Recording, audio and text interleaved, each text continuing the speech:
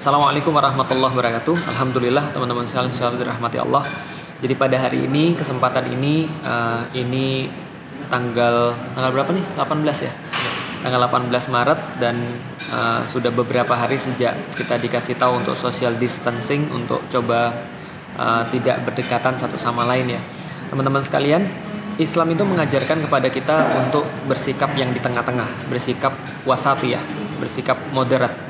Artinya kita tidak terlalu ekstrim ke kiri, tidak terlalu ekstrim ke kanan. Misal contoh, Islam ketika memandang pria dan wanita, Islam tidak membela wanita, juga tidak membela pria.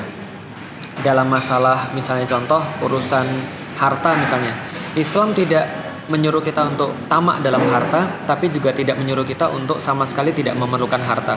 Islam mengajarkan yang di tengah-tengah. Islam mengajarkan untuk moderat dalam segala hal, termasuk menyikapi isu virus corona ini. Kenapa? Karena Islam mengajarkan bahwa kita yang namanya stres itu nggak boleh, tapi juga jangan kita untuk memudah-mudahkan atau kita merasa tidak berhati-hati. Yang namanya virus corona, kita juga tidak boleh takut dengan virus corona, karena takut hanya pada Allah. Tapi bukan berarti kita tidak waspada terhadap penyebarannya ini, karena kita sudah tahu ini adalah virus yang baru yang sangat mudah menular, dan walaupun mungkin mortalitasnya tidak setinggi dengan virus-virus yang lain, tapi ini juga cukup berbahaya, khususnya pada orang-orang yang punya kondisi awal dan khususnya bagi orang-orang yang sudah tua. Nah, karena itulah kita coba untuk menjelaskan bagaimana sih sebenarnya di dalam Islam tuh hukum tuh bisa ditelurkan atau bisa dikeluarkan, sehingga kita paham kenapa ada hal-hal seperti ini, seperti pembatasan sholat berjamaah, seperti himbauan untuk sholat di rumah dan seterusnya. Karena bukan Islam yang berubah, tapi kondisinya yang berubah. Jadi gini teman-teman sekalian, menyikapi tentang postingan saya tadi pagi tentang masalah pembatasan sholat berjamaah, kita harus memahami dulu bahwa di dalam Islam itu hukum tidak pernah berubah, dalilnya tidak pernah berubah. Hanya saja hukum fikihnya bisa jadi berubah dalam kondisi-kondisi yang tertentu, dalam keadaan-keadaan yang tertentu, dalam suasana-suasana yang tertentu. Misal, makan minum itu hukumnya boleh, mubah di dalam Islam. Tapi begitu kemudian masuk bulan Ramadan, maka itu menjadi sesuatu yang haram di siang hari dilakukan. Kenapa? Bukan dalilnya yang berubah, tapi kondisi dan situasinya yang berubah, sehingga menjadikan sebagai haram. Contohnya lagi misalnya, perempuan sholat itu wajib, muslimah sholat itu wajib. Tapi begitu mereka masuk ke dalam haid, maka menjadi haram bagi mereka melakukan sholat. Ada yang berkata pada saya, Ustaz, saya pengen banget nih sholat, karena saya menganggap bahwa ketika saya lagi sholat tuh saya taat sama Allah. Nah sekarang saya nggak bisa taat sama Allah karena lagi haid. Gimana caranya, Ustaz? Saya bilang, ya justru kamu harus merasa bahwa ketika kamu nggak sholat itu adalah bentuk daripada ketaatan pada Allah. Kenapa? Karena Allah memerintahkan seperti itu. Nah itulah di dalam Islam, tidak ada yang berubah. Yang berubah adalah kondisi dan situasinya, sehingga itu menghasilkan keputusan hukum yang berbeda. Bagaimana sih di dalam Islam hukum itu dihasilkan? Dari sini ada fakta tertentu yang dianalisis dulu. Seperti apa faktanya? Setelah itu fakta ini setelah dianalisis disampaikan dengan cara yang paling bagus, yang paling clear. Kemudian baru para ulama mengambil hukum, lalu kemudian mengambil dalil yang paling tepat, yang paling bagus untuk menghukumi fakta tersebut. Contoh misalnya, suatu waktu ada yang nanya kepada Kiai, hukumnya Facebook apa? Kiai nggak bisa menentukan dong, karena dia nggak tahu apa faktanya Facebook itu.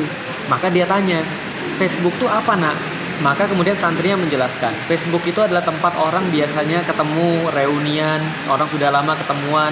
Disitulah kemudian mereka berbicara, berinteraksi, dan akhirnya di situ mereka berzina, dan akhirnya mereka melakukan hal-hal yang tidak pantas. Ya kalau faktanya seperti itu, kata Pak Kiai, ya hukumnya haram.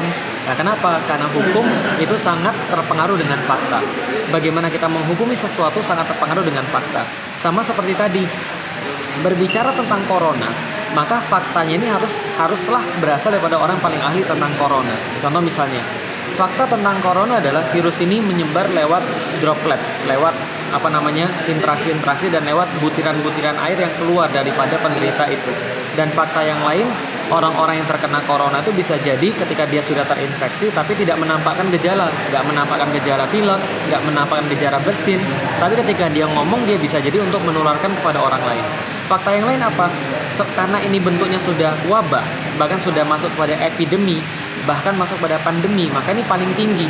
Maka ketika ini sudah menjadi sebuah keadaan yang paling tinggi, paling super, harus diadakan pengawasan, harus diadakan tindakan-tindakan yang juga lebih daripada biasanya. Nah, karena itulah muncul rekomendasi bahwa tempat-tempat yang menjadi tempat berkumpulnya orang lebih baik tidak berkumpul. Libur 14 hari harusnya di rumah supaya memutus mata rantai penyebaran.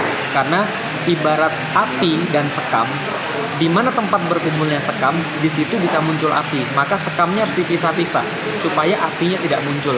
Logikanya seperti itu. Dari situlah muncul fakta ini, kemudian diberikan pada para ulama. Para ulama mengeluarkan fatwa untuk sholat lebih baik di rumah, untuk menjauhi kemudian tempat-tempat berkerumun, termasuk jamaah sholat. Di situ hukumnya menjadi berbeda. Maka ketika hukumnya menjadi berbeda, orang sholat di masjid menjadi sesuatu yang bisa jadi makruh. Apalagi kalau seandainya dia menularkan yang lain atau dia penderita, maka bisa jadi menjadi haram. Kenapa? Karena kita sudah tahu problemnya memang bukan masalah penyakitnya, tapi masalah apakah sudah diadakan sebuah usaha yang paling maksimal untuk menghindari penyakit itu dan mengobati penyakit itu.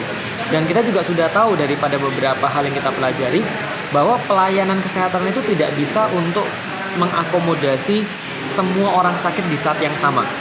Sehingga kalau seandainya ini jumlahnya membludak karena wabah corona ini, orang-orang harus masuk rumah sakit dalam jumlah yang besar, ini rumah sakit nggak bisa untuk afford. Dengan kata lain, nanti orang-orang yang meninggal itu bisa jadi tambah banyak.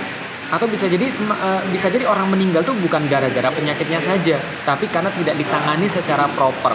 Itu yang dihindari, orang-orang yang sakit dalam jumlah yang banyak dalam waktu yang bersamaan. Karena itulah harus dihindari segala macam yang bisa membuat orang-orang itu sakit secara bersamaan, atau minimal mengurangi infeksi dari satu orang ke orang yang lain.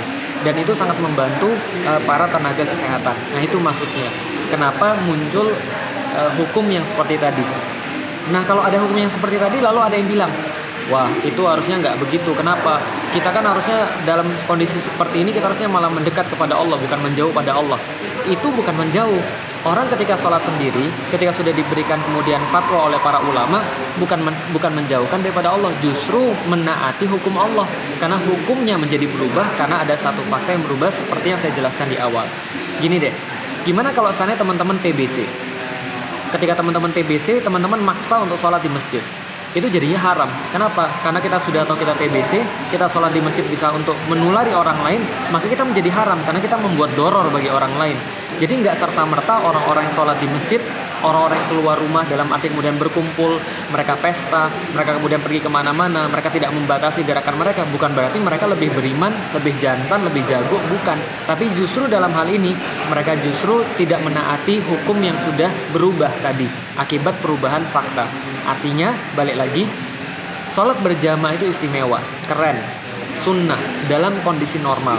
Tapi dalam kondisi-kondisi tertentu, Islam itu sangat fleksibel dan Islam memberikan keputusan hukum yang sesuai dengan keadaan pada zaman itu, yang intinya masih berdasarkan dalil juga.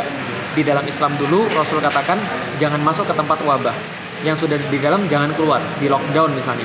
Atau sama seperti pembahasan takdir ketika Abu Ubaidah al-Jarrah bilang kepada Umar bin Khattab, kok kamu jadi penakut sih Umar? Kok kamu nggak percaya takdir sih Umar? Kan kalau misalnya sudah takdirmu mati, ya kamu nggak masuk wilayah wabah pun kamu tetap mati. Tapi kalau misalnya takdirmu belum mati, kamu masuk wilayah wabah, kamu juga nggak akan mati. Kalau belum takdirmu daripada Allah, kamu harus mati. Umar berkata, wahai Abu Ubaidah, saya berharap bahwa pertanyaan kayak gini bukan datang daripada kamu, yang mungkin menurut Umar yang harusnya sudah ngerti. Maka kemudian Umar berkata, saya hanya lari daripada takdir Allah kepada takdir Allah yang lain. Maka kita, ketika kita dikasih tahu, jangan pergi ke tempat kerumunan orang, jangan pergi kemudian ke tempat orang yang berkumpul, kurangi aktivitas-aktivitas di luar, perbanyak kemudian aktivitas-aktivitas yang social distancing dan seterusnya, termasuk misalnya contoh sholat di rumah untuk sementara waktu. Berarti kita sedang pergi dari satu keputusan hukum kepada keputusan hukum yang lain, yang insya Allah sama-sama halal. Artinya jangan sampai kita menganggap bahwa kita, kalau dalam kondisi kayak gini kita tetap sholat di masjid, lantas kita menjadi hebat dalam tanda kutip, kita menjadi lebih beriman. Enggak juga.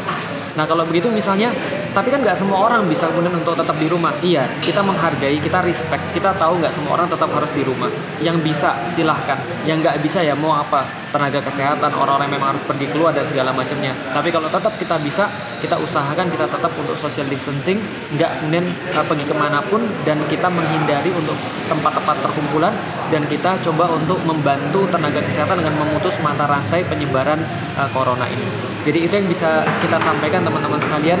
Mudah-mudahan ini menjadi satu hal yang bermanfaat, sangat bagus untuk menjaga semangat kita untuk beribadah, dan itu juga bisa kita lakukan di rumah insya Allah atau di tempat-tempat yang lebih sepi.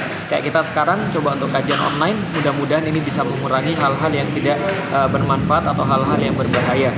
Dan kita berdoa pada Allah, mudah-mudahan Allah segera hilangkan kondisi ini dalam diri kita, di dalam negeri kita, di dunia, supaya kita bisa balik lagi untuk kajian bareng, sharing bareng, dan bertatap muka satu sama lain, dan tentunya sholat berjamaah bareng. Jadi gitu ya.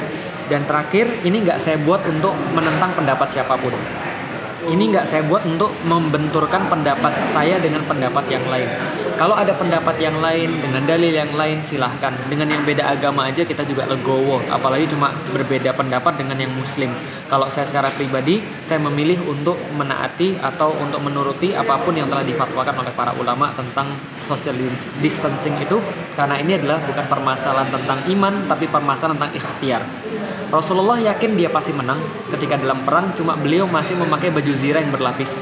Untuk apa? Untuk menunjukkan pada kita perkara iman itu perkara yang satu, perkara ikhtiar itu perkara yang lain. Perkara kita yakin akan dijaga Allah, perkara kita lebih takut kepada Allah, perkara kita meyakini ajal itu datangnya daripada Allah, perkara kita sabar ketika terkena musibah, itu adalah perkara yang satu. Tapi berikhtiar, waspada untuk hal-hal yang berbahaya, menaati perintah para ulama, menaati orang-orang yang lebih ahli dalam halnya, itu adalah sesuatu yang bersifat ikhtiar, dan Allah meminta kita untuk memaksimalkannya. Demikian, Assalamualaikum warahmatullahi wabarakatuh.